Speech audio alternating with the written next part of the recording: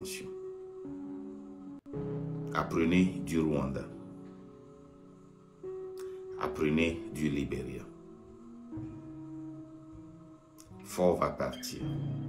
Il ne va pas rester au pouvoir. Je vous l'affirme.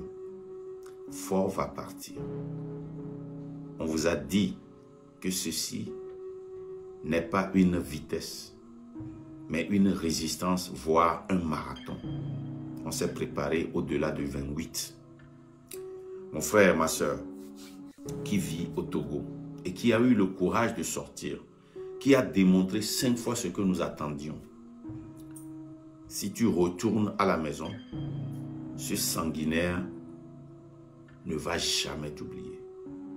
Ce sanguinaire va te traquer. Ce sanguinaire va te faire payer. Ce sanguinaire, Faure Essosimna Miasime, il a seulement besoin de 5 minutes.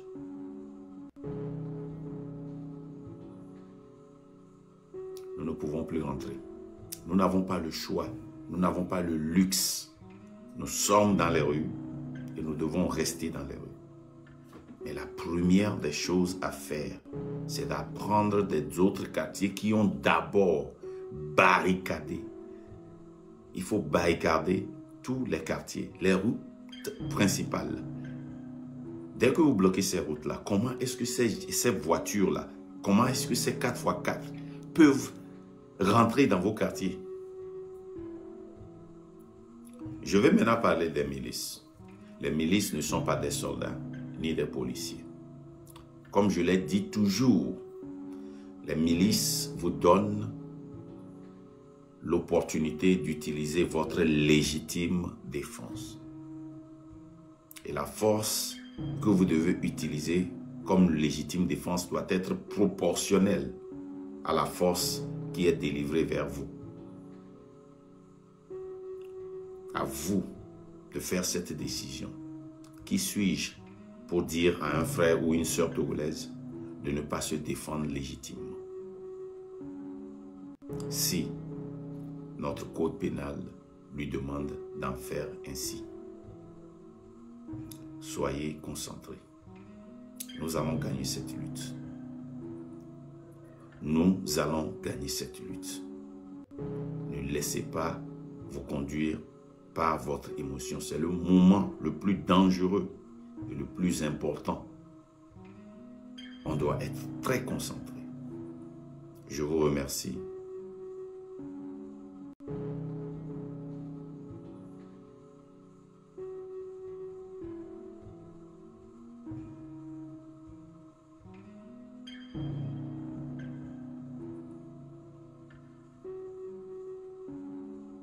Et s'il réussit même à faire ça, on est seulement à Efoulane.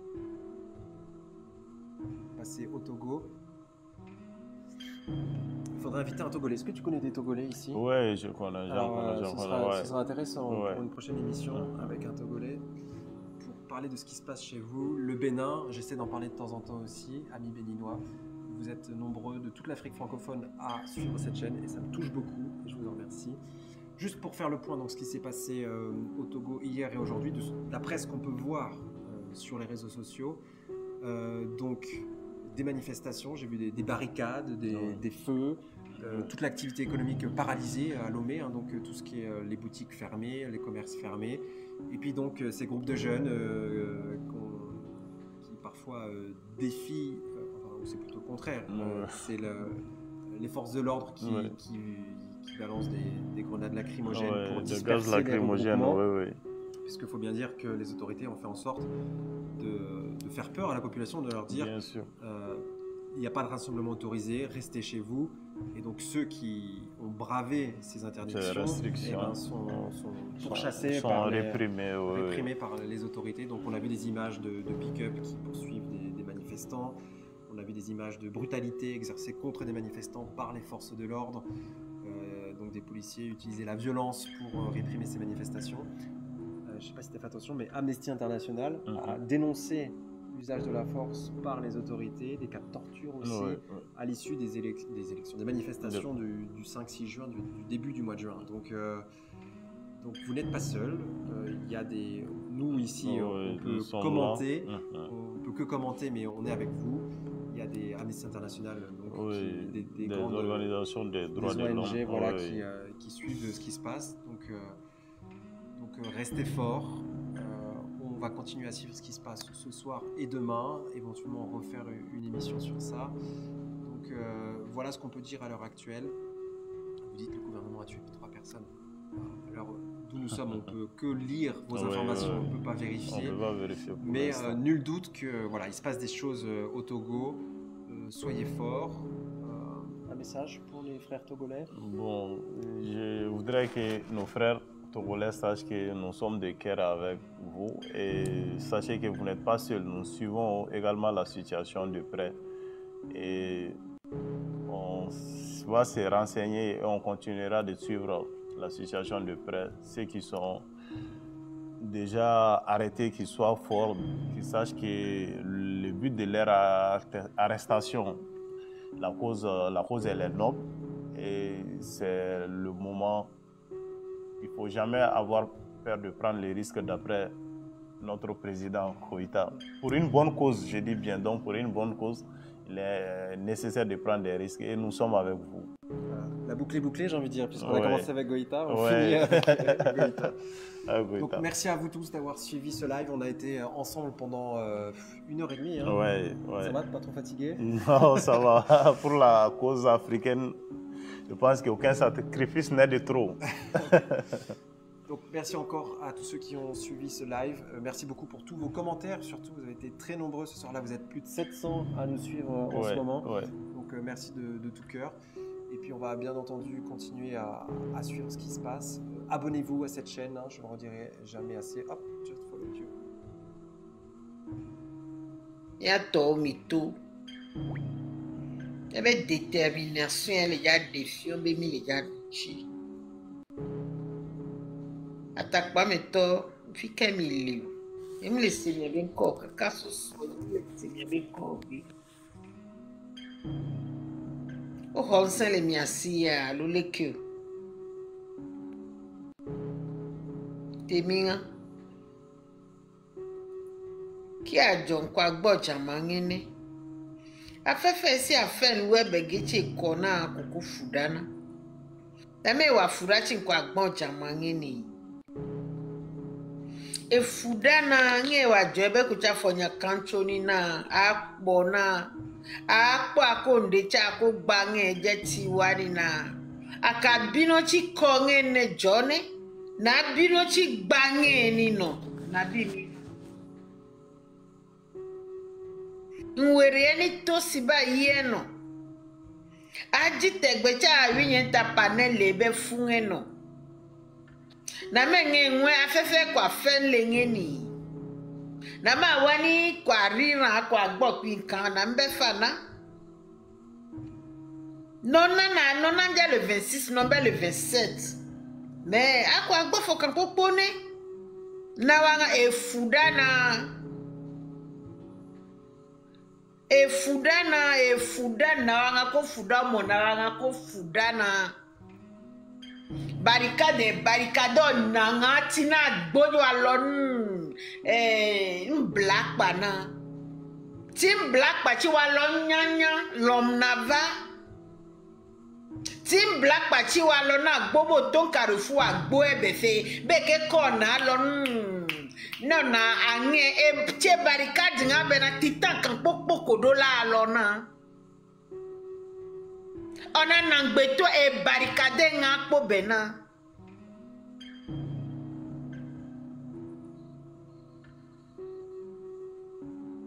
achikale fun afọ ya wi ebe ko cha fonya kanchoni ne che wanle nge sige che ko cha fo telephone ene kunu ko adi videos nlome na takpa me kusao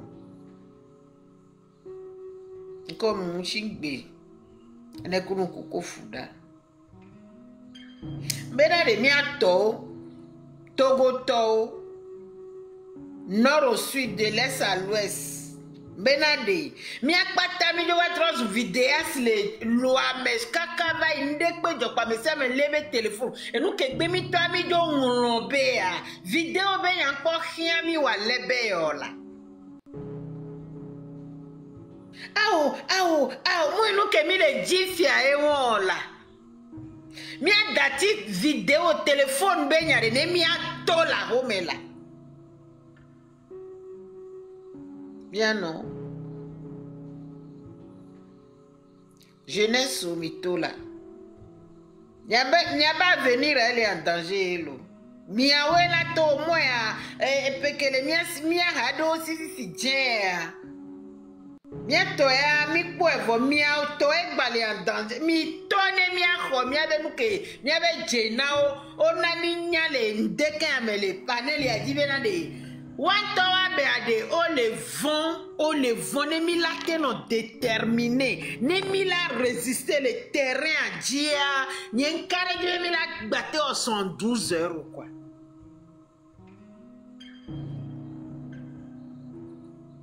On a mis nyabena de one tower le annulé wabe meeting koja on a wabe élection que je ne sais pas quoi on est annulé ho voilà.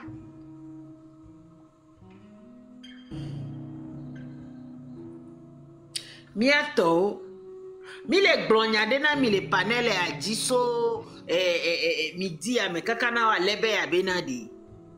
A me do we na jitri na for via le bazikpe aji funwe. Mi ve sra o pola. Mi ve do joyeux anniversaire na ola. Mi so cadeau ina ola.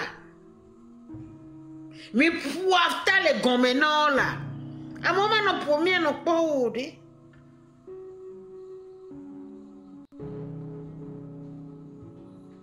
Enya kele fi angbodo me yimu lonko pomila jidudu ya gogo volo. Na hwan sese anya be jidudu agogo. Mi de kuku mi ngba bese brao. Nyagba no mo amenini. Yehowa mawu ela don sia me sia me. Bojo muni miato ti la bojo ba loyauté maula donc ça me sia me la résister jusqu'à la nouvelle ordre potoko wa lo via le ke po fort vila et la jokwa panel ya jipo mi seli donc arem le donc ça me repepe a me sia me neto a me repepe que le panel la ji ti mi ba mo la oui. Amoko le gwan mechan, miya ba mo le Togo, miya yo. Enye diangba yimbe duto. Ochan yoto o, konsin kolagbe na opo. So konsinya na o bena de kaka ezan nou gan e mama se bagone le fie san vai. Mi va visiter o le wabe no pe o la. So jo o gbogbo ngbale, o kaya ho mo le ifi la. Bonsoir, Bonsoir. Monsieur, pardonnez, ne amele pour nous pone mi vale, mi non respecter parole même quoi. Oh.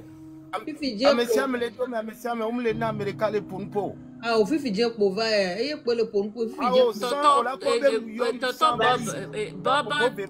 Tonton Bob, tout à l'heure va le yomi lena mi parole à mi kaka ya mi répondre. Non mais OK qui en doit mais ni me pour yo wa pata do me.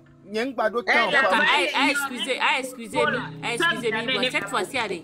Ne maman gbe pour vous premier la parole là. Merci. Problème là. Bob 123 pour nous poser. Le dimanche qu'on a mis hein. Nyanya mle lome. Voir. Et nous les deux pour nanja depuis des années mle fi ça fait 30 ans. Okwere. Nyan ke le joa nous ke mle dibe ola wari hein.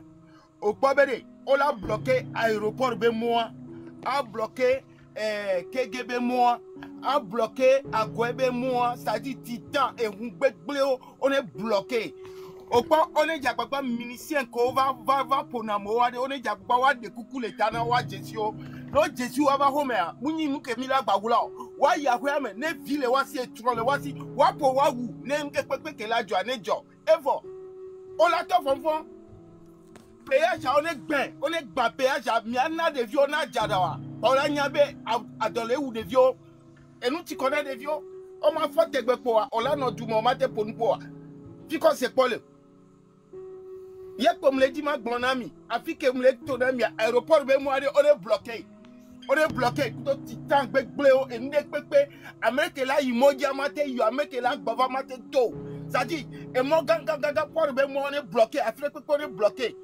Ne soja do mais non de violate pour doit ban gendarmerie. Wa ne soja on te won de pepe que dro, c'est leur droit. Et fort. Nya nyen gbado nya de pe ma gbagbo de ni. Merci maman. Sinon, on a terminé. Ok, mate pour nous alors. Milate pour nous fi. De quoi de obem le Togo. Ameo le Togo alors. Mon Togo va y en pon ko ke ko jo 93 là, nyengbo mi kwata mi no Togo va y ko jo 90 kaka 2017 mo ke komi po va y. Pourquoi que mi a que mi le wifi agba nous c'est facile à dire mi kwata mi le mobilisation be nya fi dia fi a code 2009 fi quoi. Donc nyengbo enya ko le parler la dia faut mi notement pour non noter. Enya ko sova enyo voilà autant la gba te pere lutanti a de eti le glombe na de. C'est sûr, mais Togo Tony a molation le Togo qui est né au contact. Message na mo et nous les inbox ting pas be amom les soins sérieux. Ah d'accord. Afi comme fion mi wan no bloquer te pe wan wa. Togo ande pe ma bateau. OK. Le pe ma bateau. Péage on est bien. Soja ko le funu le hoga on est pour wa de ojo le funu wa kake. Nde pepe ke la na fion la ko ga on est bloqué funu wa. Et fort. C'est très simple. Bien pas nous que Kenya on y soit. Y'a que on y a n'y m'bado n'y a des paiements baglo nene. Sinon mouya mo bangba les inbox mais on dade no bangba voir. On le ouais nous que ma tu na o la wo. Ho soja on tocha ne nous ti ko pour soja VVB son ton o dade wa ti ola nya be ndele jo. C'est très simple. C'est très simple. Quoi. Et il n'a pas bien moudou ming balé l'homme. Il peut. Va vous Seigneur, pe kaka. Problème le. Nyang blé parce que adomezé nyabe de bo attend nyabe. Mi a tiande adomé les vieux c'est très simple. Aussi amobe no pas ni sole ko po amobe no da. O wona ni ne. De photo go venir. O le globe no bo le traduire va mi fote gbele tozo asigame o pata si o pata. Ouais. Gouvernement ouais. Braquage et fifi et quand wa braquer mo ba ho me zamé soja wele we ba me repeye population mu finafio population mu le fifi o la te jaba ba wa yi prison pa me wa braquer mo wa mu prison pa keke même ameko to wa mente to ne to wa chola nyabede ne nde gblere ta go me bele na bi mu nya da to wo de alo mdaji mama e pe won amole. Black Panther, obéit la jeunesse à la volonté de sortir, mais face aux soldats qui maltraitent, il faut les moyens de défense. Monte. C'est ça, je vous dis. Monte. On demande de monter, comme ça on va parler. Les photos. Aure kolema. Mitozo wabe pick up. Mi sandi wabe ti pick up make le quick boy. Mi course et ça ce qu'on dit mi a oueta. No tovade ola de wabe kuku ola tout photo du dia mola jeji wapata. Elle est très simple. Mo jara wa yo tova amola jara la plodo.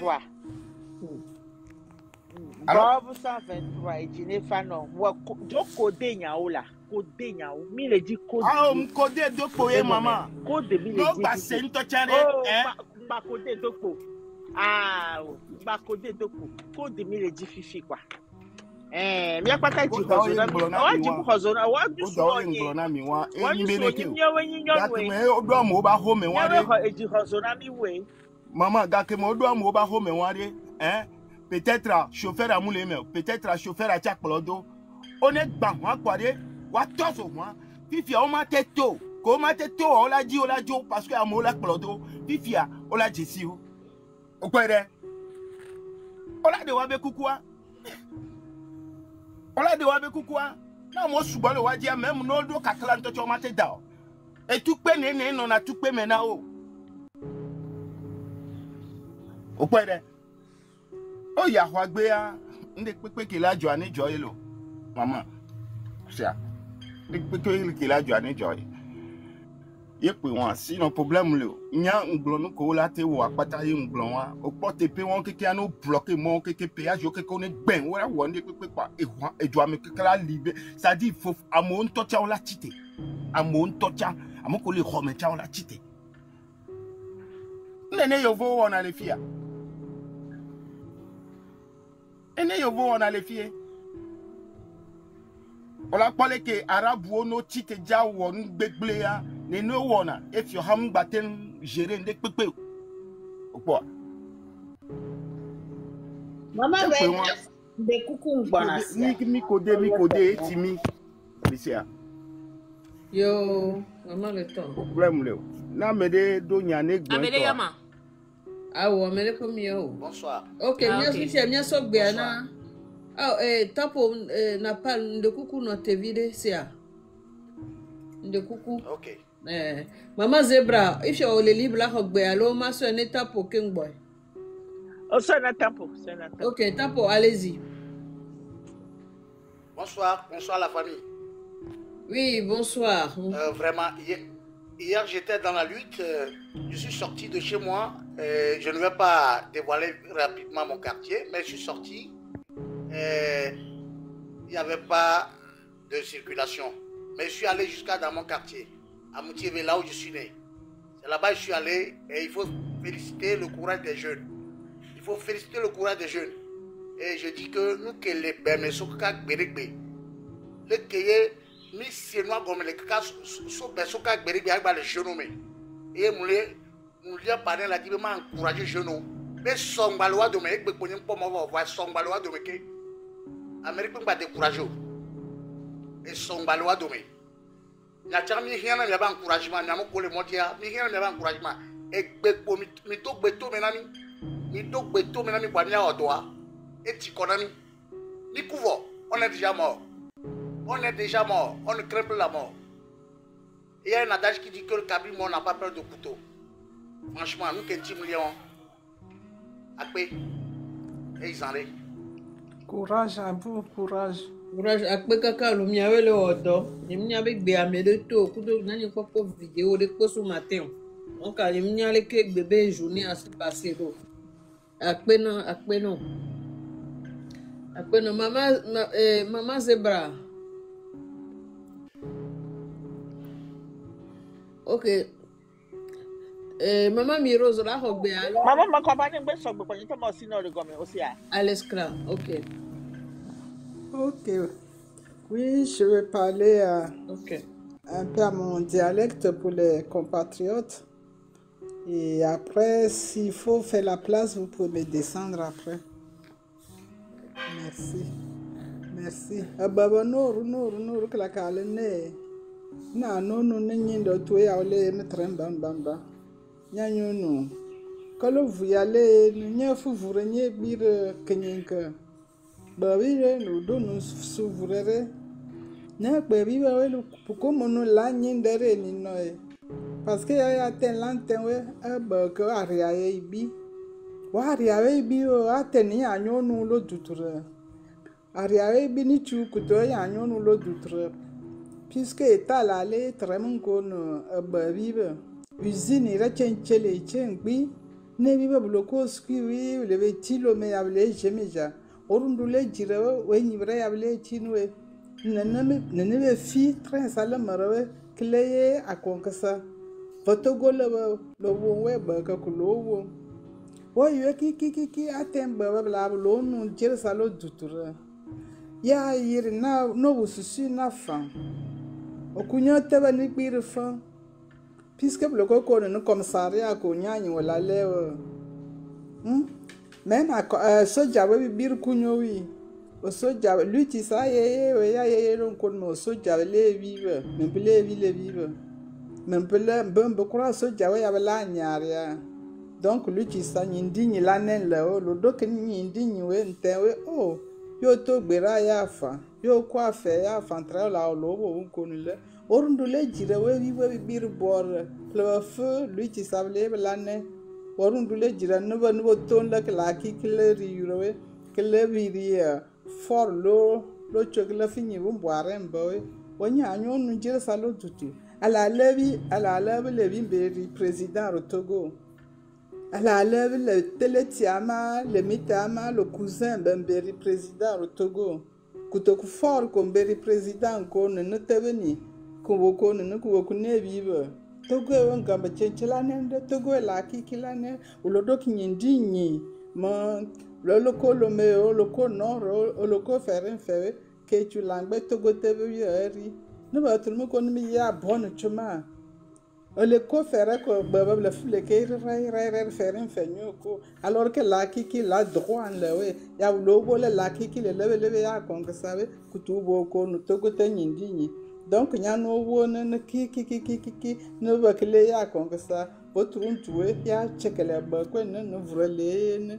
wa mini anyo ya yo no nyinda de tu ala batema mendi ba binya na wutu sa wo ko mura ba ko kiye wu ko le ha ko menye ko jumu wira bir kunyo ya ma bente kama ya baka ko chile bi ni vela ba won fu nkwara naka veni la ba won fu nkwara naka ko jimu le bi pharmacie rele bira bagwe ni va ko ko ko yo ko mbe nya vida tibir ko ya la bele wala kanu no do bera nya ne bi no bakle ye tu sabe klain ko baga kala chekele bagwe o ku to nti ana wo no rundu mo jor sawo do bera ne bi no o ku nyo te ba chonte ko tra te bente te ba nya no menyendewe ukorori chitrame ukorori prunfua aya gbateba ki ni lui tu savais la ki la nen lewe mana tentre o lobo ne fini chema pa be vure be no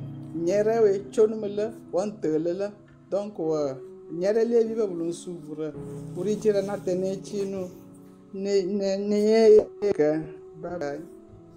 Merci beaucoup à vous, merci.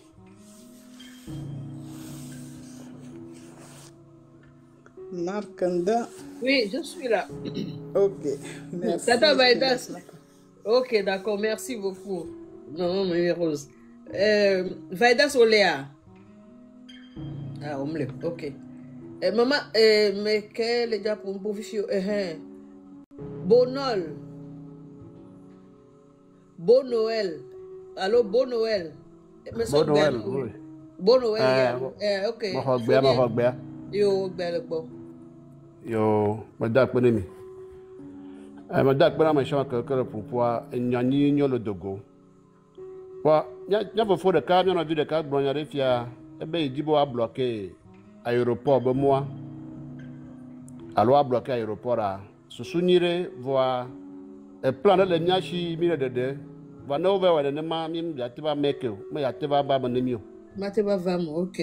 No le de susuma no yo bloqué aéroport à l'aéroport be moi ne va parce que ne va droit filer à plan on le nyachi mi java zan ni ya te va descendre quoi ah difficile là ni me dit on a bloqué côté mano nya an que le veut ma colonne de la paix à moko le ya to ko le reconnaît ma amutivi ima amutivi to super taco tau ima le forever wodo la lo hu kai nuya nous a bloqué colonne de la paix wodo la bloqué et no bloqué a no fata gang daro gomone tay wodo no gomone colonne de la paix ne tie so job a dono le quoi wa quoi atezo colonne de la mi ya gban vela to tuer là mi ya gban vela to tuer là mi menyan ke beni tuto so da ma e do lo mi adie ke bi ma do lo mi adie ke bi ma que le tamel le fima e do lo mi adie mi ja gban vela trop tuer era be ne ji ja mi kwa que film que donada mi amor que me sonore Oh. donc mi ba von be va là mi ja gban vela trop tuer avec 5 ans ou la tout Togo le villa le quoi du la jo même Ibrahim Traoré le film Ye ko malo. de vie fait ma même au voler quand il y a ministre au le pomo nya ma se betu ya gouvernement le nya show matia we le nya di matia o le promi Ola do ko ce sont des le promise brigands. ko si go benade amoko nyamu ne la. Ce sont des mafias, les drogueurs, les vendeurs de drogue. Et on y. Et tu as dit, les femmes, me chame, na me chame, va tirer le blindado, il y a un honor bleu. A me chame le bidji. Non, les ventes, tu as gardé mon dit, il y a un kébé à du blanc. Ne me nya, il y a beaucoup la vanne au blanc. Ta me nya, les femmes me chame. Et tu as dit, un bout de moi, il balio. Les Hashimoto, il y a diré le jom. Elle a bas Hashimoto, il y a mok que yo lancé bien quoi. Ye Hashimofoya, chérie me pogne sur le nez. Ne a te foué, elle ne m'a. Oh, il y a un point de c'est fini. Va mi me dit, Wa wa de biara amume ya shime, e bia nyemete no kamede ko bia amu ya shime alo. oh, il me pas prendre que Amo ya shime atito ko me hu. Ya. Asigan me ade. Me ya nyente nya be na de. Wa be fie ma yo be. Faut vi pompo ma pompo ta pompo. Aha, et mi blomi la wa we molo. O ma no achieve vous de que malio. Nyanya de ka ko bloma le. O be mi azo azoli ya 3 mois ou 3 ans. Ne mi akpo vovo. Allo mi ba wonde ko ni ana ni ne for ba gbono kplo mi nya ya du ba ma e ka mi so ha. Nyanto mi no nyama bi nya du ko mi akpo reposa. Elle a be fi ke mi le gba, me de que me like, me le di benare itia. Ne mi kondia wala bi mi so gave ka fi akpa mo gbo. Amono mi fi ku le kondia. Ou le pour le kondia. Me ni tout dans le lot. C'est parce que gamin le nyashi nyaso na wa, il le pou. Ne mo lo do le nyadia nkela na obo mi ne dogo kwa. Ni akwa dai mi me le dogo. Mi dogo ne mi a bloqué moi quoi ouais. Mi go mi la mi go e kwa de kwa tenya to mi la ba ouais. Mi bloqué moi. Mi me le di amono i domo. Church into cha mu ja hu church ho. Pastor ke me ya hu church dimanche o. Ne mi po church pastor fia timo ko hu church ya e kpuno suwo le church kwa mo. Yesu church adomo vi po ye be gbam le be to bo ho. Akpe no fofo ye nya ngbo. Adomo bo Yesu. Akpe no ka ye be gbam le to bo ho. Church ko ma ho church ho ke gbe ko ni be to pe ni. Ye be to pe ni. Ne ima ne enmanua no be mi ajoga le church ho me a e gaga go mi ron jaja la. Ni mi ano jola. Baba ni wa mo no be gayo. Oh. Esema intia church ho de ke ma hu ho dimasho. Ni am ke mi le di gba no bi ogba ba de nka 10,000 ha for no jo. Nya sigbe atimi mi le jamabu. Nya sigbe no jo ko di mi le. Mi me le di négociation. E nya ke gba mi le a. Wa titi asami le bro e bena violence mu gba nyo. Titi oba mare ja ba wo. No chalo dum teterea azan. Ne me to wo ga atre wo la. Yema. Ne dum teterea o cha azan. Da ngbale kwa boy jine adakpa mo to ple be mo kaka so ya nu ya to mo le dak pere ni. Kan le o mi ni nya tepe. Kan le o to mi ni. Tare, ne on to le bi ananya croiser les bras. Ye mi la ko drabo. Ye amura no po di jo cha no po ti ma a vole nyanyire le be jibe be mo mde ko wa. Oh no. Ne de nyabe wo mdia, ne di jora so ka di o meke. Eye ba o do di o. O cha la ba kasem so, ne to gbe bi alo ma me bi o. Esema, donc ne mi mo mde ko. Ye mi ko dva le di jo poma. To go nto ba ni bala fu nto cha. Ala fu, ala be de nomaya les gens le sanovi o ema. Le sao. Mais le dibo ne be sa bonne ya badu. Mala na ba inemo. Ta nya pata mi ra ba ya me. Mi ra ba ma. Ta me le dum sa me chama ke le nu ya dia. Mais nya no dum so nya no bio. Nya pata nya wo do ka nya pata ni. Ta na shi mamalio, sukulu malio, church malio. Ye japata na ni la ni ba. Oh, mo ya su le kere ko fo ja jola. Ela joe. Ka kare jine na mi achi be fo ja. Ela joe asime to ko lagba, o lagba ko nya be no nya be yo meja to ko abo. Kema o ngba ya shiamu nu nu akoma. O ma shiamu, o mo no bloquer. Zemi Diatom, Rekenton, Badogobe, Yakumoya, Philippe, a Jamaican, Saye, Shamamo, the Dramon. Then Yakorabari. A mo, should you go about the company, the never dramary. Omo Jabadu, put in Yaku Tantom, Abu Amaga, electric at Duaneme. A mug with Brename, Mem Port Dutcha, Menyate, Port out the old Sapore. Who Samuel Jamaica, so God do me. So I can be born me. A Mendeka for Nya, lay who done a young boy Covania. Ada Uga, Ada Fapagan. Angelo, for you. They don't know about your man to me in the home. They don't know about your man to me. More family, Yom Kaka, Moya Shekeleshi. Open Yom is not finished, they can be like blanc. Docare, Nyanya Dogbe, Mimbale Jimo. A benja you can go. Akpe kaka. Yo. Mama zebra bele bo. I can that monk of all lentin you put do. That peno. Could you refund it? Maybe you are Mama so anyway. That time is Muleba well lentin. Yelling you, no vinyo. Yawe water, but do musu. Et toi musu. Tu avais station d'essence au Michel Gomé. Station d'essence à. Et Zangatiti de même. Il y a ces Gomé, la station d'essence là, donc bonjour, non? Et oui, l'a dit. Et Wabe Paradis au Baromé. Et Belle Fuma. A Bobo l'a dit. Wacholayi, et Mia. Et Bleniga. Elle est venue, mais c'est comme elle, il y a pas propose pour le n'a mi faut dire l'eau. Si que Milia, les caisses à pour nous ambassade d'Amérique attend les mois. Il y a ces gommes. So job sont que haya hockey. Yes, so job va le promisant donc soit. Mi donc benawa seront. Ministre ba janvier que mini chauffeur non. Mi kokona avec vieux. So il n'a fait que Milaya, il s'est gommé. Il y a mal sur mon codier. Mi s'est gommé. Wasron, mi koko yasime. Fiose, mi s'est gommé. Champion, mi s'est gommé. Mi laisse gommé. M'a libéré. Mi a wota ya bendo. Et mi si, le soubon. Voilà, mi laisse la domaine. Alors, attends le moment soubon. Y'a un vieux qu'on a au bout de y'a Jagbagba, y'a combien de vieux qu'on bout de y'a haut, et Zanciazan, et dans les opérations coup de poing.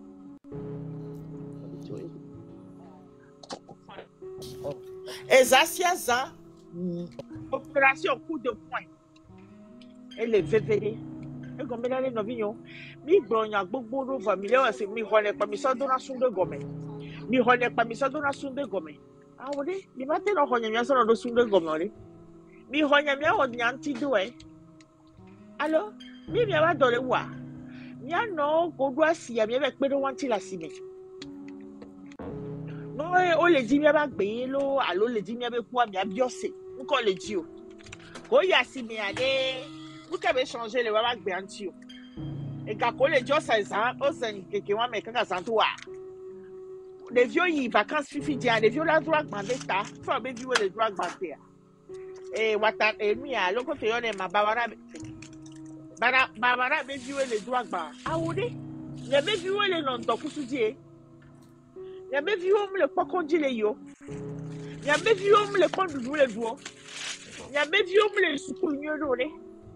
Alors bien moi mi le gramia non ne mi le yo mi le téléphone le pia ka mi gbona na mi gbona me jo am le nyo de eye ko gbona ne mi le gbo me jo am le nyo ke mi fa bi le ko ta mi won ne jo abanyo ade e won chara gbagolo a ya no ne mi le fa be na de mi le be na de ya no mi na mi similanu mi la o mi ale ki ade e won chara gbagolo mi a ke mi ya si egbe ade ze ne mi sa mi la tu mi be microfinance a. Et là, nous que les hommes m'ont womia. Ache. Vanne minya for me for le kabile lo. Ebe pour me on pas ta kabile déraciner ouais quoi. Va tout pas mi bien semena de. Milisi ko vérifier ko le. Minya ko bona ko kloa. Minyale kodona so bona kokula. Mi ba kokula. Alors minyale ko mena gboa. Mi me gboa. Mi ma cha poulet roti a. Mi wa poulet roti e. E wa chola gba bio mi ora gba to ina mi ya. Garo mi ade ne ennemi wole pousser kaka à l'extrême. Et c'est peut-être que la si on l'a déployé. On avait des marques de pour ma cou. Mi la home, mi le cou. Mi le mode doji, mi le cou. Si a des filles qui mi le pas même mi le filles ma cou. Fille elle est épargnée na mi le loin mais mi ma cou. Nya no ko pour soigner les oreilles. Ne le bag bodi le bag bodi me yala filmer ya le nyam ke me le di me le agbodore. Voilà et moi au premier non, au deux à foku. So jakele pour vivre ou aller fiquer à gesso. So jakele pour mais fico dito autre ya. Alors les télécharger ba na wana mito me ya toso. Alors ya gesso jipo e. O télécharger ya. Là c'est d'Amérique. Mbo télécharger audio o télécharger oui. Ah, au télécharger ah wa be nyol leme. Donc à monstre wa weni sérogatif befio. Genau. Et mi a spam hame formé waya. Mi spam de ka formé we wo na trama. O na nu se be tramadol to ni. De kuku tramadol to wa we na mi to su tramadol to mi hia mi. Pike mi le no go mi le siare. Mi hia mi. Ezia seza opération coup de poing. Secteur par secteur. On m'a gbagbele wa me no be come la. On m'a gba détruire wa me no be come. Si fiale, nya paradis soto be come. Paradis so be come mi la yi. No fo zane wa pa bobo. No fo matin wa pa bobo.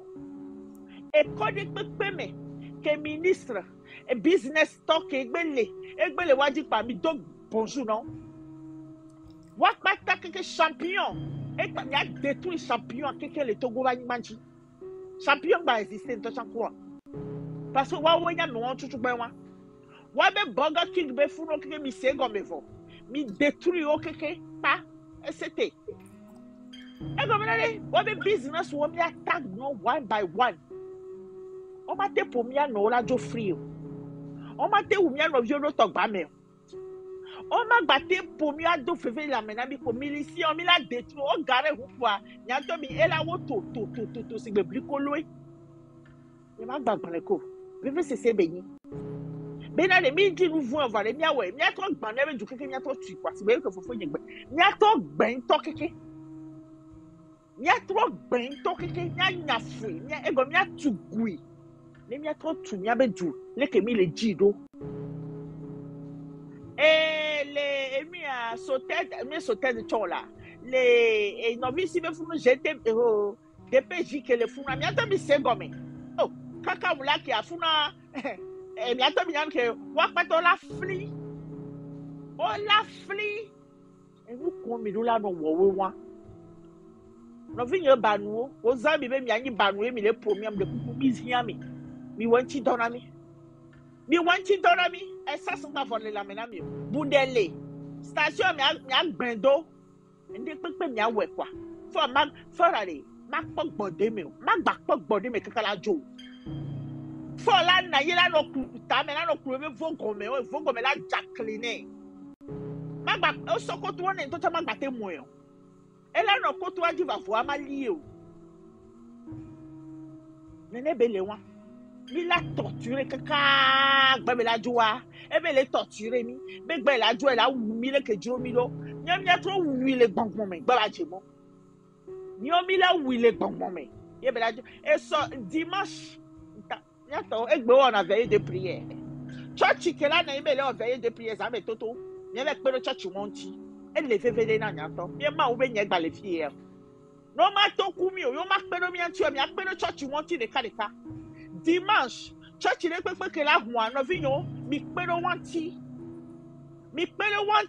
wa we le na mi le hogbode mi wa we nyime be ne mi nimbe church ke la gbe hupua ya pero wanti no ba nyam ke gbe mi tuwa egbe ye jan mama mo komba adame leve mak mo komba Oui, on me laisse toi. De coup, on sort de pour moi, pas de. Oh, raison, kaka, akpe kaka. Raison. Maman nu ho puchang po. Baba tata vai da son to be aglonyale a. OK. Hey, Togoto. Ah, obe aglonyale a. Oh, franchement, c'est il y a un temps où nagbeto quoi. Où nagbeto. Où baglon. N'pepe chikona legba. Oh. En tout cas, il y a beaucoup de courage à nous tous. Courage. Courage. Si on ne peut plus faire marche arrière. On non, ne non, peut plus avancer. Baba, das, nous les non, et maman, t'es le pompon, le gajo. Pourquoi c'est vrai? Et oui. On ne peut que avancer. Oh, mais nous la domiano non c'est quoi vie non allez au combien non allez ni a domiano non c'est agbajo Yanya kobe fifia agbajo c'est magbajo obé jusqu'à ce que qu'on coupe la tête du serpent donc et ngbe domeri yimbalo magbajo il faut tenir bon jusqu'à libération totale. Puisqu'ils ne se cachent même pas avant de faire. Bah, bien ils ne se cachent même pas avant d'agir. Ils agissent comme ça devant les gens. Ils frappent les gens devant les caméras. Ils tuent les gens devant les gens. On frappe quelqu'un jusqu'à la personne meurt devant les gens. Et ils sont fiers. Ils montent dans leur voiture. Ils partent. Mais vraiment, Dieu ne va pas les rater. Nous que les gens le Togo ni badja nous noté ça si dans grand pour nous que les gens jouent. Togo tontoire garo moyen ni sommes brandés fiembe non les Togolais ce sont des lâches. Et il dit, allez, faut qu'on ait 9 millions de lâches.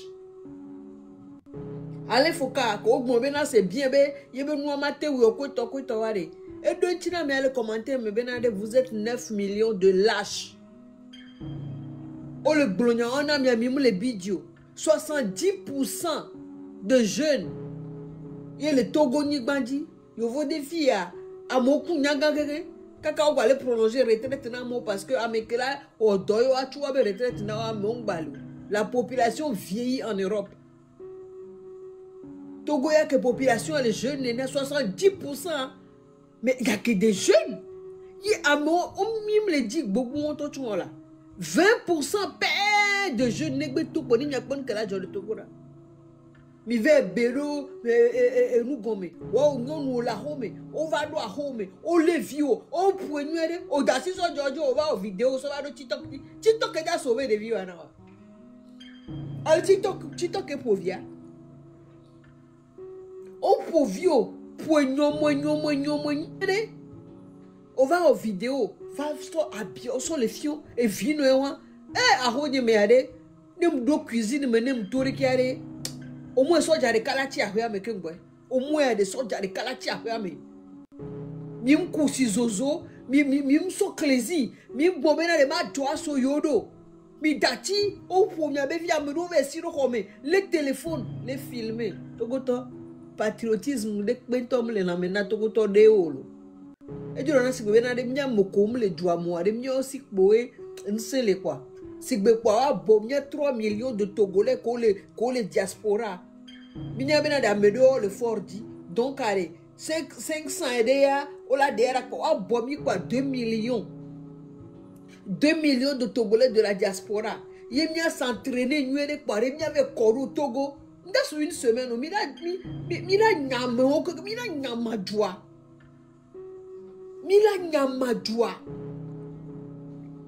parce que vous allez prendre non, c'est pas possible. Le corps qui rage ne toque les lamena maré. Eh, Niato. Niato.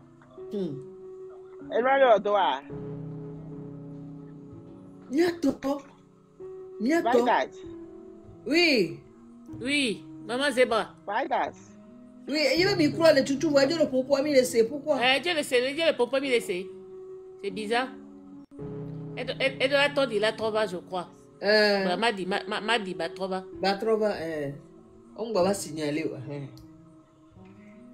Il y a quoi, Mijo Bobonani, nous, nous, on va on voit son caméra que ça va d'où les bébés si on me coûte et Didier les jomia be wa do caméra na caméra ko do de wa no ko mouvement que de viole wa et nous comme le fou no tu va do caméra il peut ma so pe ku no agban caméra on la si avec ko nya agban caméra yo ka wa tout le noir mo et nous que benio to wa lo sa to wa na ya président que le président mumuino le commissi bébé na de mi mo le nyanu wa so le commissi que na de mi mo le nyanu le commissi bébé na de adido go mi ni de gada ko kala moto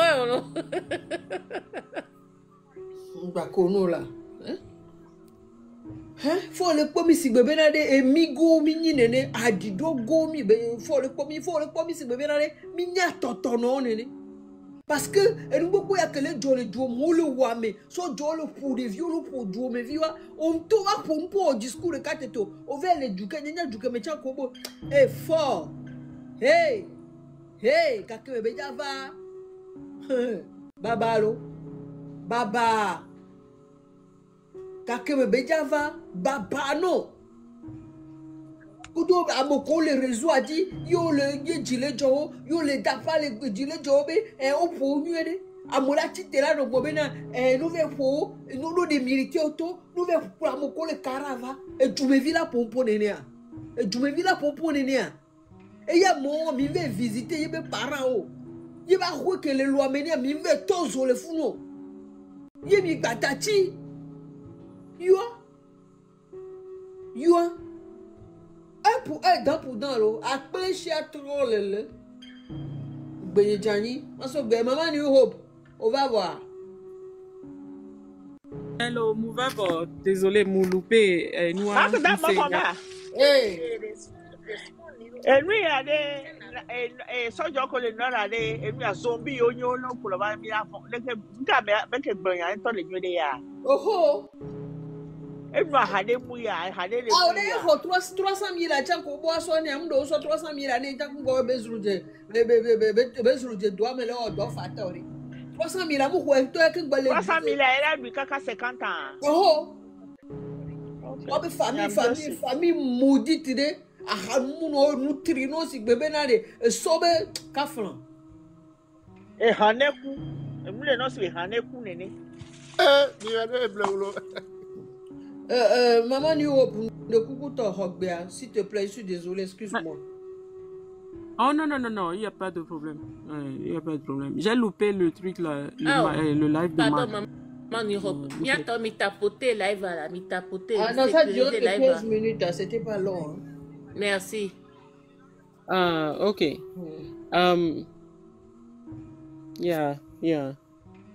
Yeah, et nous que bon, nyimnya ke maglon lo, sincèrement nyimnya. O manyoto.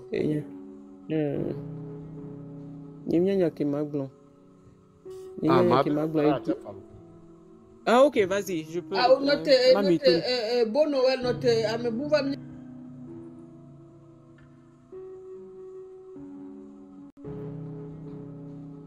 Becker. Ah, oh, les miens. Ok.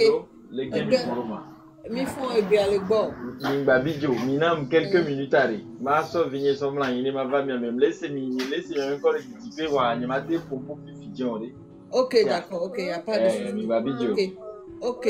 Que moi bon Noël pour que maman New Hope va trop reprendre des esprits, on ne va pour moi. Enyo, ore enyami le blanc, enyani nyo le dogo. Ne amade badun coup de dia, aba soso kpi ayi kwe. Mbere de wo le do amoa pour moi.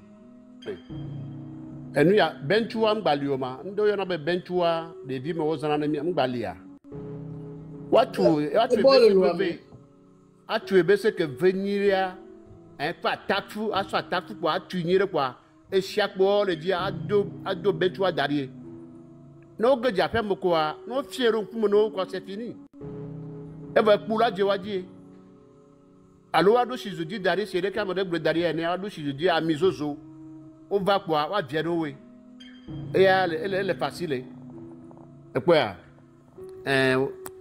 no le nyashi o di chaja so gbogbore e jima ke ja mawu nyaka ti so jima rura gbede le amolo lu dubu wa de do le moji yo ba ni gba sema ma ou so shiru na mi bela fitia mo so shinemi mo so shinemi be sia ba ba ni gba bobo nya jan te fodo kwa ademodo aso enu ya aso dade jiza ne bu mo budu nya be ti mi de do adaru ma mi nya fi mi de mi be do le mi budu kwa nya mi la ta pa de ka de do wala ga jemo c'est fini non le po no vio ou le po vous bloqué o et zo enu a vous mo di ke kware won to la po won to la to fofo won gbe atenu ba kon mu e pe a la ede e ma du po ma so pin mi na so pin mi ko a mi be nya no avandi nya pere ke la yido avandi du ba nya to ba nya ni ya pelo amen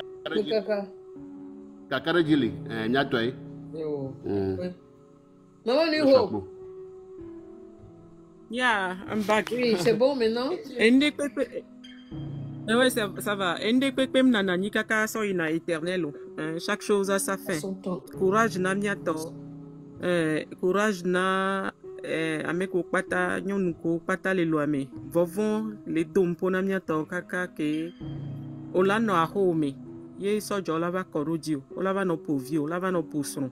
Ye mi pata milana nya alors que so jawa ameoni si be miantom nya do kwenene. Ameoni si be miantom nye do tovo alo ma woni e nu ya le jo ke vovon na be miatom tele si tele wonde pepe vovon ke o don la menami depuis des années et na be tele site à un moment donné ali no mate laisser vovon dara pariko o la dro zan vovon si c'est le plus fort du monde. Vovon se de benya et pour se patata vovonye endeke ne o la teze la glombe a fie be do fifia e moya emle jakpe azan vovon do ape avantage o me o do la zan mi yak pata mi do la za vovon do mi be avantage me au lieu que mi no von mi le von kaka no von kaka do bola o me apo vieux apo no vieux apo no apo yo la bonnois nous kebe vovon yo ameko le po ame ku le wacha wa ba domi Nigle ko domia patak boy la ye. Nigle ko domia patak boy la ye. Et des fous, voix mi mate baissé bras. Mim do la baissé bras jamais jusqu'à n'y avait dernier jour la ni bandio. Parce que Togo kle kebe legbea.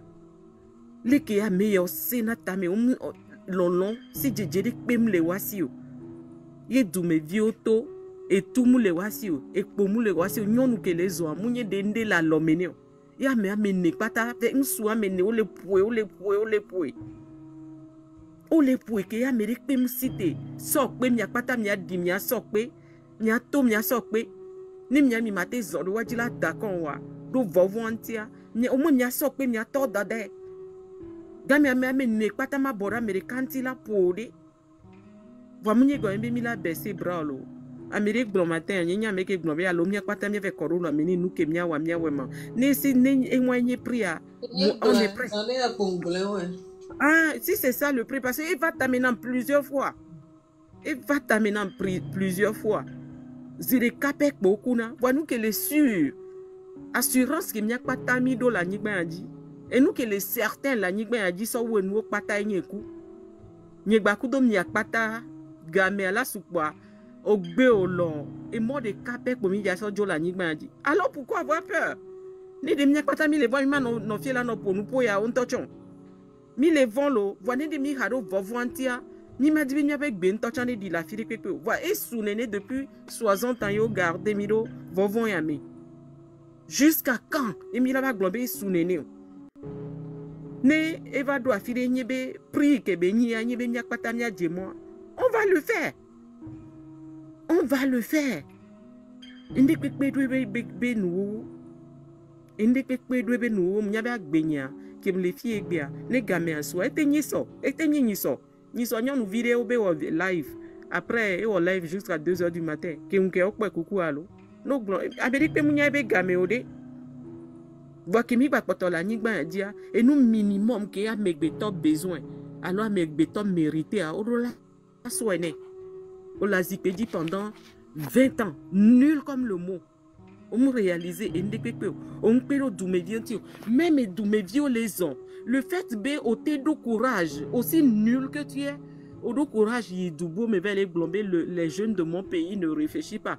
C'est ça qui fait que ôter de courage, les dons, on soit job avec pour parce que on dit des pépenao. Ne au Victor, au leader, au président, au trouvé les zoom et Doumevio les bandits en public. Les défiants et Doumevio les défiants et du tato, les que Doumevio les nuls si de toi. Et que on la tête dans son jao, la tête dans me bois pour waouh. Nyon on m'a dit que pena parce que on me les porte on me pour toi on me les boutame. Qu'est-ce que le Togo ou bien les Togolais ont fait à faible Nyasingbe, le plus nul des hommes du Togo? Qu'est-ce que le Togolais, les femmes togolaises lui ont fait? Que bon la tête dans me bois avec pour waouh. Parce que il y a dit qu'il y a deux côtés, il y a no ibe qui ozikpeji, et ont blâmé des bébés là pour nous pour. Ou ils bandit vers les zones, ou on t'a battu les petites minorités les piller doigts. Bon me les on dit pépé, ni à ça calmer, ou à BVCC ou. On me les on dit pépé, il y a ça apaiser ou à BGO. Ni à na odo, ou odo doba no douame. Eau potable ni no douame. Nous doit domaine de pépé mo. Et ils ont les bio à bamia non bas si on les font vivre matin midi soir. Vont les ancrer dans la ménage, vont te les toler pour nous. Un homme nul. Il y a nous qui mis la fond. Il y a nous le système moi mais la glombenade. Hein? Nous qui yobe valeur. Nous qui yobe intégrité, yobe non yobe nous qui benio. Les qui yo le dit be adje la ni ben adje be recado parce que n'y a pas tami les java jolo. Il y a bien quand les gens dans l'histoire ami. Les qui mi wedo ekbea. Ye o le menene les itogo viodome. Ma prière c'est que Bereka Togo vio lavado opportunité liberté la voter ou antorabe président avec première dame consciente. Qu'elle a senti vivre ce Sénat doit bien être Doumevio voicha et mavo. Parti opposition c'est même pas la peine. Comme le monsieur a dit, le monsieur là, comment il s'appelle, Amélan ou bien Améla, il n'y a pas d'opposition au Togo. Il n'y en a pas. Il n'y a pas d'opposition au Togo. Opposition les Togo, les positions les Togois, et nous qui sommes là, qui sommes là pour nous, la glognade, ou là qui sommes là protéger des vieux. Opposition les Togo. Ne blâmero la vabe les qui marquent les pour nous boire, la pour nous boire, les qui légendes les pour nous boire, la pour nous boire. Non les nuls, c'est bien que mes chef à les nuls là. Pourquoi on va pas dire? Nous qui mi mag blendo. Hein? À mes boubois, au coconnet na mes sibe gâteau ya. Non. On a des filles et nous après à benono we la soboué. Et nous qui fort aller wa mekele ya boaméon. Partout sur cette terre aujourd'hui, les Américains, partout, mais quel est Yabouyo? Et opposition, s'ils sont aussi nuls comme le président en place, pourquoi ne pas le dire? Pourquoi leur parler avec respect? Qui va vouloir parler avec fort? Qui parle à fort avec respect aujourd'hui? Personne. C'est la peur qui fait que tout le monde est là et ils font ce qu'ils sont obligés de faire. Mais quel est pour nous pour nous avec respect? Avec sensation, avec amour. Mais quel a l'ombé yakuda me wanto? C'est la même chose que les partis opposition. N'est aucun opposant en réalité. On a ordre, monsieur, comment il s'appelle, Milan, ne va protéger, on va aider les situations difficiles. Pourquoi? Parce que ce ne sont pas des opposants. N'est aucun opposant réel. On a glombé, maintenant on est avec le peuple parce que c'est le peuple qui a décidé cette fois-ci. Et que Yong va le dire, mais les capébak belanique dans la vidéo. On m'a pas pour nous dépépé.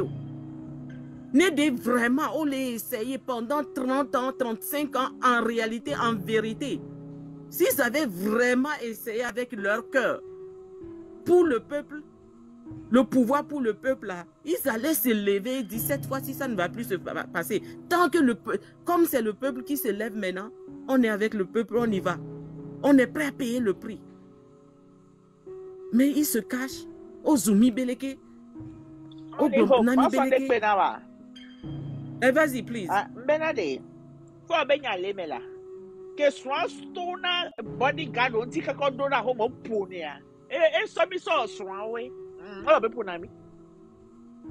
Ko puya ke swan do e ga benya no si to obe kura copine alo nyon deba to kaka po ba do home si de palo mo yo vie nwedi ya. So na mi si bebe na de. Nya we don loko yo nyon no antaya nyon ke poto bene de palo me loko yo ne ma. Je pense que c'est Ingrid ou bien ce n'est pas Ingrid. Ingrid. Ingrid. Pankore. Ingrid yo la pankwe. Tata New Hope Joe ya penyoji. Okay, thank you. Okwabe enwa parce que vovoto tom le wadomo. Vovoto tom le wadomo. E parebe ko ja pu en topu du ke nyon na va e pa Ingrid awade e pu du ro palo me yo tu on trois nous sans ça fle sojo. Yo ve pognowe soigner amen et nous on l'a bien dirigé doit. Quelqu'un qui n'arrive même pas à prendre soin de ça, d'avoir une femme, des enfants, qui est américain, là, il perd de famille. Dans sa maison, il n'arrive même pas.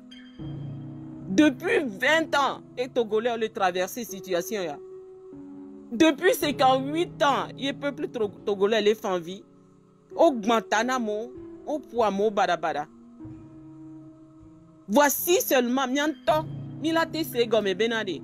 Hein? Oh les wumi, oh les pomi, voit Mianto, que la bien be liberté. Amérique, même les Java, ouais, namio. Amérique, mou les Java, ouais, namio. Depuis, pendant toutes ces années, 60 ans, il a mis les doigts, les Togo. Mis les dapa, mis les blés. Amérique, va les honamio. Amérique, même les Java. Même Maou, qui mis les dapa, et les dit, mais si t'es né à passer, parce que nous, qui minya et Maou, nya la nonio. Tant que mianto mim cité wa, mou les déjà cité là, au dode pépé au dé. Hein, ne mim cité bédé, et sous néné là. Et sous néné, Amérique, pim les Java, miabe secours. C'est des gens qui sont nuls. On mérite Togo Vio. Nos blancs, on l'a lé autour, on l'a peau, on l'a yobé à Drawato. Nos blancs, on l'a maltraité. Vois, mima baissé bras. Mima baissé bras. Non, ni Togolais, on m'a dit Togo Benyon. Tu n'es pas digne. Et doit aller, mi venia, mia tout, mia cité, mia va tout, mia cité. Le plus nul des nuls. Mon mouvement n'est pas peu. What est doucia doula Jessie? Et doucia doula Jessie. Kémi to edififia. Et doucia doula Jessie. Et doucia doula nyame kebenia. Sans que on est là avec présenter roko si be flower nyak pokbode. Non. Chaque chose a sa fin. Et doucia doula Jessie a mekebenia. Les Québécois les maltraités. Au quoi nous nous donnons et Dieu me you vais les blancs les douver et douver n'y me tombe bunatame. On bunatame qui doit réagir non. C'est seulement si tu peux parler comme ça que ça te donne ça te permet d'envoyer des gens qui sont bizarres pour les maltraiter. Bien qu'ils n'ont rien fait. Et nous qui devions les bons jeunes moi les nier et sobé à venir na et so. Jeune moi, il va construire doigt. C'est-à-dire, génération, elle est bafouée, c'est fini. Même des vies où l'édifice, il y a plus de hommes, ou des parents, de capacité, et nous, opportunité, nous nous disons, c'est fini. Ça, ce n'est pas, le gars là n'est pas un homme. Il est nul. Et on ne peut pas baisser les bras. Week-end. On ne peut pas. Ni blego doa, si gela ki Amérique blanc, amesia me kobela ou le Togo. Il blogueur ko, ameko on wacha o le yo ko blogueur o le blanc. C'est-à-dire Togo vie, c'est-à-dire des gens sont bizarres. Ko ave po walo amoso non mais wa po. Parce que 300 000. How so stupid can you be? How can people... C'est-à-dire, vous n'êtes pas différent. Si vous dites des choses comme ça, vous n'êtes pas différent du pouvoir en place. Même les différents, vous êtes aussi nuls. Dire des choses comme ça. Un pays où ta maman et ta famille se trouvent. Tu vas dire quelque chose comme ça. Quelle méchanceté. Quelle haine envers soi-même. Et le faible, il n'est que l'exemple des jeunes dont il parle qui ne réfléchissent pas. Parce que pour pouvoir dire que les jeunes de mon pays ne réfléchissent pas, tu es l'exemple parfait de tes jeunes. Tu es l'exemple des hommes de ton pays. C'est toi qui prends les femmes en pagaille. Et c'est exactement ce qu'ils font avec nos femmes, nos hommes, nos femmes et même avec nos hommes. Si toi-même tu n'es pas exemple du pays, l'exemple que le peuple peut suivre, qu'est-ce que tu veux d'eux? C'est pour cela qu'il faut de leaders. Et les leaders doivent être un exemplaire pour son peuple. Et c'est dommage que c'est ça on est obligé d'aller through. On doit traverser la peur là. Utiliser la peur. Oui, j'ai peur, mais je vais aller jusqu'au bout. Non, mais parce que ce n'est pas fini. Utiliser la peur.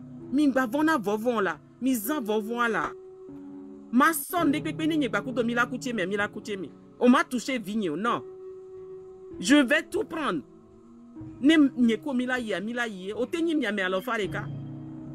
Au moins, Amerika, c'était là, Djokou Domjou. Courage, Namia, non. La lutte continue, ce n'est pas fini. Tant que ce n'est pas fini. Il va compter l'opposition, à l'opposant, il vient. Non. Ils n'ont jamais imaginé de mettre le peuple en première place. Non. They never put the people in the first place. They always put themselves first. Ils n'ont jamais osé de se mettre, de mettre le peuple en première partie, ou bien première place. Et c'est vraiment dommage. Et on nous ici, à Royami Lady, on va aller jusqu'au bout. La lutte continue. Merci. Oh, merci beaucoup, maman Nuro. Après, caca. Après. Maman Makenda. C'est pour... bonsoir, Nameko, monter ma panel à dia.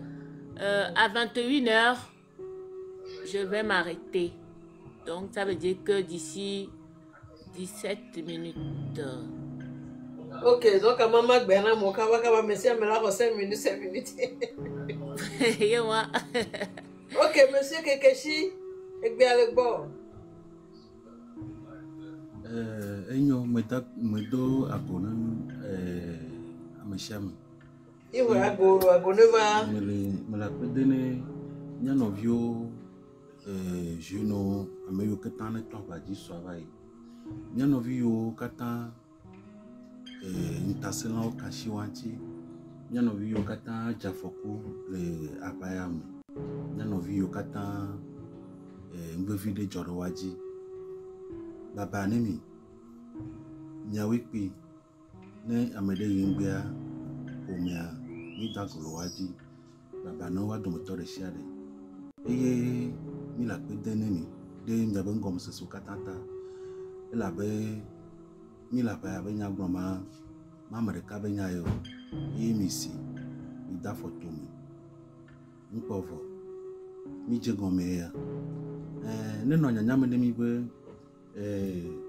sukaka de via be to be gamea ne odum barade alo be dum barade ja wo ple jumevio be ya wa me ya kwa mo ya yin to dona ko le juamu ajo ejuta ne yebe vio wamo won gbegnu le djame voa ne gbova no sonya dentia egbona be yimele djamo yimele tefo menye yibe sedodo yo kwa eviaje eba foji ele ntasen le mianti novinyo abame mile mi jaba me vo ukune bianemi de mi dogo so be mi yo jojole mi abeju ama me jije ne mi o me le mi apro mi do mi me pom dudu mo ni mi je to ikonjia mi me gana memrenwa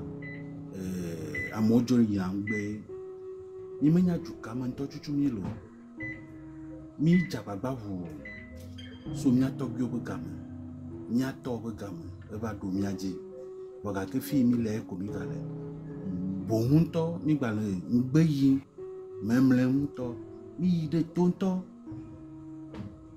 eɖe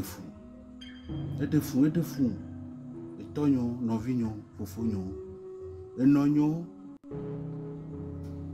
mi ŋgba yi ŋgodomo edogo le dua me ne la nyi ebe gbɔgbɔa ne nyi ebe memle kpɔtɛkpɔtɛa ŋutɔ tsã ne démissionné mi ŋgba ɖe asi ŋuti ba gbɔvɔ